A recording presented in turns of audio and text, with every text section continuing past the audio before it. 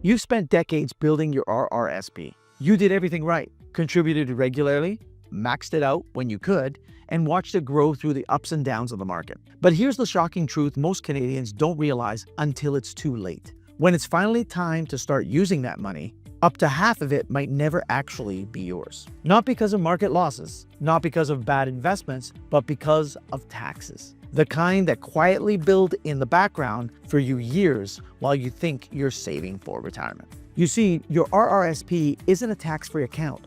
It's a tax-deferred account, which means you don't avoid taxes, you just delay them. And the longer you wait, the bigger the problem can get. I've seen Canadians retire thinking they have $1 million in their RRSP, only to discover by the time the CRA takes its share, they really only had $550,000 or maybe even less. It's one of the most painful financial surprises I see in retirement planning. And it's completely avoidable when you understand what's really going on behind the numbers. Hi, I'm Danny Perro, Senior Investment Advisor at CG Wealth Management. If you find this content valuable, don't forget to like, comment, and subscribe. Most Canadians spend years focused on building their RRSP, but almost no one has a strategy for how to take it out. And that's where the real mistakes happen. Because when it comes to retirement, it's not about how much you've saved, it's about how you convert those savings into income without triggering unnecessary taxes, clawbacks, or lost benefits. So in this video, I'm going to show you the most common RRSP mistake that can quietly wipe out a huge portion of your nest egg, and what you can do right now to avoid it. If you want a second opinion on your plan, book a time with me using the link in the description below. Number 1, the RRSP isn't a tax shelter, it's tax deferral. When you contribute to your RRSP, you get a tax deduction up front. That feels great. It lowers your income today for this calendar year. But what most people forget is that every dollar in that RRSP is fully taxable when withdrawn. There's no capital gains discount, there's no dividend tax credit. So if you retire with a large RRSP, say $1 million, and withdraw it the wrong way, you could easily pay $400,000 to $500,000 in taxes over time. The CRA is patient. They'll wait decades if they have to. But when the withdrawals start, they'll take their share at the highest marginal tax rate. Number 2, the big mistake, waiting too long to withdraw. Here's the trap. Many Canadians think the smart move is to delay withdrawals as long as possible. They say, I'll wait until I have to convert to a RRIF at 71. But that often backfires, because by that time, your RRSP may have doubled in size, and your forced withdrawals can push you into higher tax brackets. Let's look at an example. Imagine you retire at 62 with $800,000 in your RRSP. If it grows at 5% a year, by 71, it's worth $1.25 million.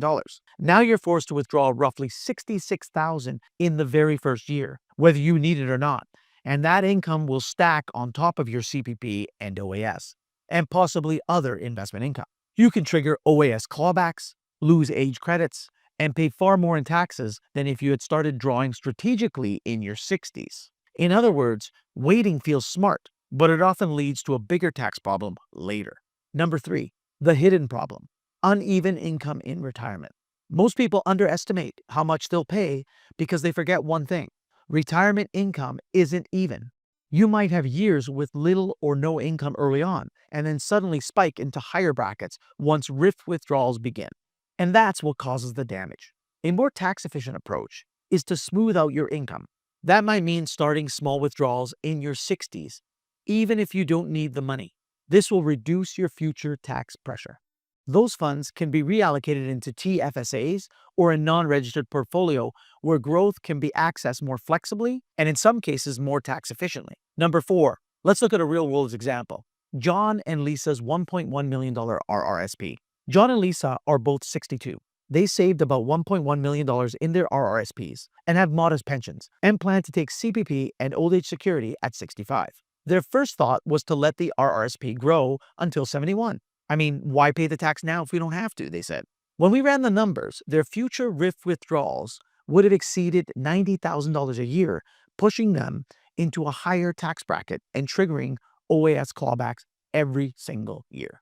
Instead, we created an early withdrawal plan. They started drawing around $30,000 per year from their RRSPs right away, keeping them in a lower tax bracket and allowing them to move those funds into their TFSAs. By age 71, their RRIFs were smaller, their taxes were lower, and their benefits stayed intact. They paid less tax over their lifetime and had more flexibility in how they spent and invested their money.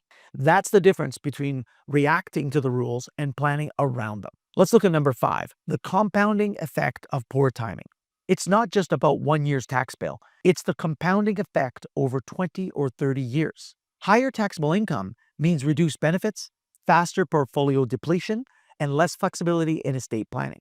And when one spouse passes, the survivor often gets pushed into an even higher tax bracket because they lose the ability to split that income and consolidate their RRIPs. That's how one seemingly small decision, waiting too long, can quietly cost a household hundreds of thousands of dollars over their retirement.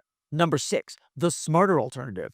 We call it the early drawdown strategy. A well-structured plan often includes deliberate withdrawals between 60 and 71, sometimes even earlier. The idea is simple. Use the lower income years before CPP and old age security and RRIPs fully kick in to draw down your RRSP strategically at lower tax brackets. You're effectively prepaying tax, but at a lower cost. By doing this, you can do the following. You can keep your RRIF smaller later on, avoid old age security clawbacks, maintain lower lifetime taxes, and leave a cleaner, more efficient estate. It's one of the most overlooked strategies in retirement planning. But when done properly, it can preserve tens of thousands of dollars that would have otherwise gone towards the CRA. Number 7, the real lesson. The size of your RRSP doesn't determine success. How you unwind it, however, does. Because at retirement, you shift from wealth building to wealth preserving.